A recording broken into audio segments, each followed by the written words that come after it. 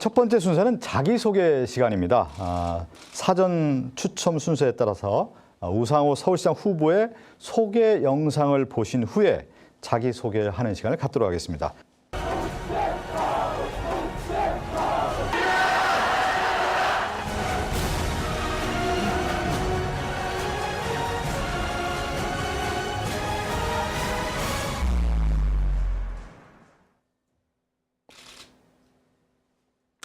안녕하세요. 우상호 의원입니다. 이번 서울시장 선거 우리 민주당 지지자들의 선택 기준은 어떠해야 될까요? 저는 첫째, 가장 민주당다운 후보를 내세워야 한다고 생각합니다. 가장 민주당다운 후보라는 것은 민주당의 역사성과 정신을 계승하는 후보라고 생각합니다. 저 우상호는 김대중 대통령의 3번 대통령 선거를 지지하고 도와드렸습니다. 또 김대중 대통령께서 직접 영입해서 오늘날의 사선 국회의원을 만들어 주셨습니다. 노무현 대통령께서 대통령 후보가 되었을 때 후단협 소속 의원들이 후보를 사퇴하라고 흔들 때 저는 노무현 대통령을 지켜서 희망대지를 팔면서 그 대통령 선거를 승리로 이끌 때까지 끝까지 지켜드렸습니다. 문재인 대통령께서 당대표 시절에 안철수를 포함한 여러 의원들이 탈당을 하며 흔들 때 저는 그 탈당을 막으려 노력했고 문재인 대표를 끝까지 옆에서 지켜드렸습니다. 그리고 마침내 대통령에 당선되실 때 공동 선대위원장으로 함께 도와드렸습니다. 이렇게 세 분의 대통령을 지키고 함께 온 역사, 그 역사를 가장 잘 계승할 후보가 우상호다. 감히 여러분에게 말씀드립니다. 이번 선거에서 승리하려면 두 번째, 야당 후보와 가장 차별할 수 있는 후보가 서울시장 후보가 되어야 됩니다. 한번 그림을 보시면 알겠습니다만 나경원, 안철수, 오세훈 이 세 분의 후보는 부자를 대변하는 보수 후보입니다. 우리 민주당 후보가 이들과 차별을 하려면 친서민 정책으로 차별화할 수 있어야 한다고 생각합니다. 저 우상호는 4억에 50만 원 반전세를 살고 있는 찐서민 후보입니다. 제가 8차례에 걸쳐서 냈던 많은 공약들은 모두 서민과 중산층을 위한 공약이고 격차와 양극화 해소를 위한 그러한 서민 정책들로 가득 채워져 있습니다. 바로 서민을 대변할 친서민 정책을 내세울 후보를 내세워야 야당 후보와 극명하게 차별화돼서 선거에 승리할 수 있다고 저는 생각하는 것입니다. 많은 분들이 이런 이야기를 합니다. 우상호 참 좋은데, 사람 좋고 정책도 좋은데 이길 수 있어? 네, 이길 수 있습니다. 제가 최근에 여론조사 내용을 잠깐 소개해 드리겠습니다. 최근에 갤럽에서 조사한 여론조사 결과를 보면 더불어민주당, 열린민주당, 정의당, 범진보 진영을 다 합친 여론조사 합계가 약 43% 나왔습니다. 국민의힘과 국민의당을 합친 그 여론조사 결과는 합계가 30% 정도 이렇게 나타나고 있습니다. 다시 말씀드리면 범진보 진영의 유권자를 총결집시킬 수 있으면 이번 선거 본선에서 승리가 가능하다. 이렇게 결론을 내릴 수 있는 것입니다. 자, 열린민주당, 정의당 지지층까지 총결집시키려면 저는 진보의 가치를 전면에 내세우고 친서민 정책을 내세울 수 있는 후보가 민주당이 후보일 때 가능하다고 생각합니다. 김대중 후보가 그랬고 노무현 후보가 그랬고 문재인 후보가 그랬습니다. 범진보 진영이 총결집할 수 있는 후보였을 때 우리는 승리했습니다. 바로 민주당의 우상호가 그런 후보라고 여러분에게 감히 말씀드리겠습니다. 저 우상호는 20대 중반 1987년도 연세대학교 총학생회 시절에 그 민주주의 위기가 왔을 때 6월 민주화운동을 승리로 이끌면서 직선제 개헌을 쟁취했습니다. 2016년 더불어민주당 원내대표 시절에 박근혜 탄핵을 완성시켜서 민주주의 후퇴를 막고 문재인 대통령을 당선시켰습니다. 위기에 강한 해결사, 위기 속에서 반드시 승리하는 후보, 바로 우상호입니다. 바로 이번 서울시장 선거 위기가 닥쳐왔는데 이런 위기에는 진보의 가치를 가장 잘 대변할 수 있고 서민 정책을 가장 잘 준비하고 있는 위기에 강한 해결사 우상호가 민주당 후보가 되어야 된다. 이렇게 여러분에게 말씀드리겠습니다. 제가 서울시장 후보가 돼서 반드시 승리해서 문재인 대통령을 지키고 민주당을 살리고 서울 시민의 삶을 지키겠습니다. 우상호가 하면 이길 수 있습니다. 감사합니다.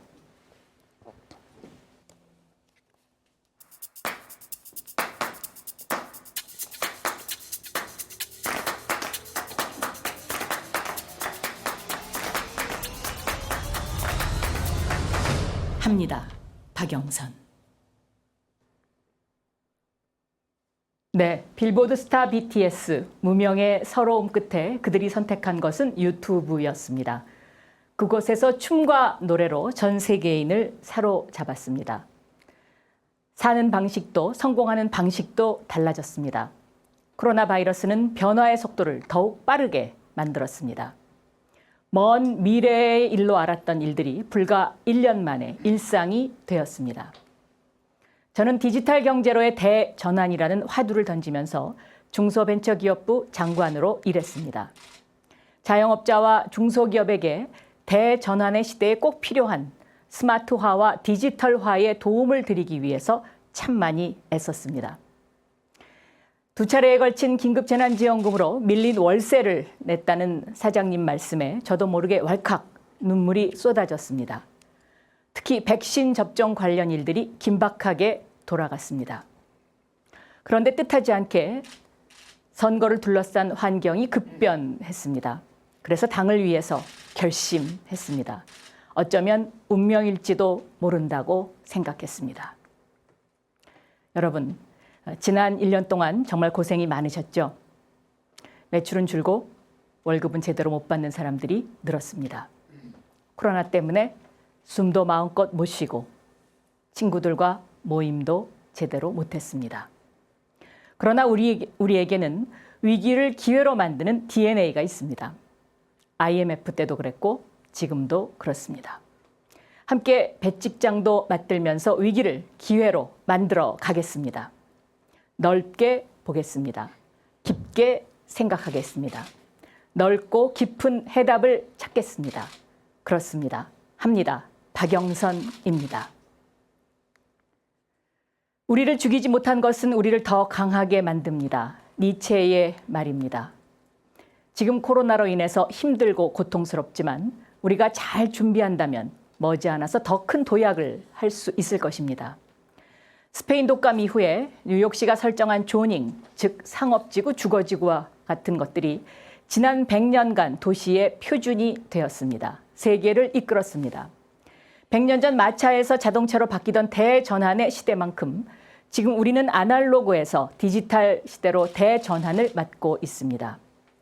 디지털 시대를 관통하는 6글자, 서울시 대전환.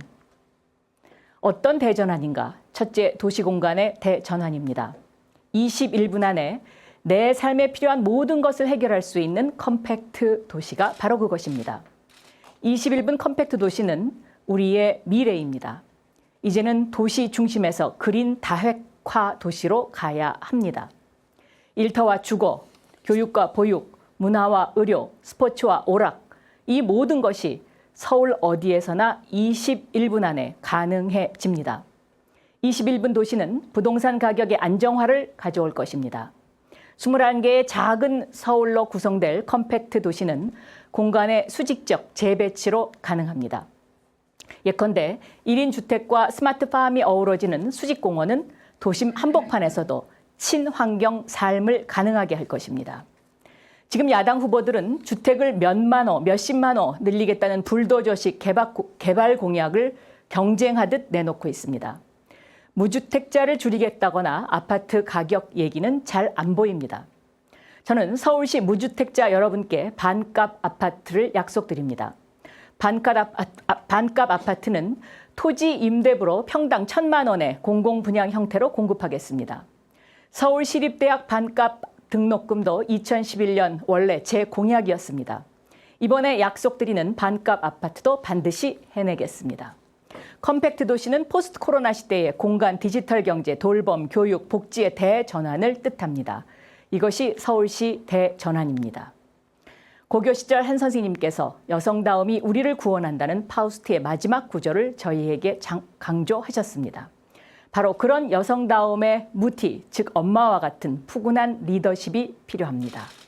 우리는 단 한 번도 여성광역단체장을 가진 적이 없습니다. 이제 글로벌 도시로서 서울도 이제는 여성시장을 탄생시킬 때가 되었습니다.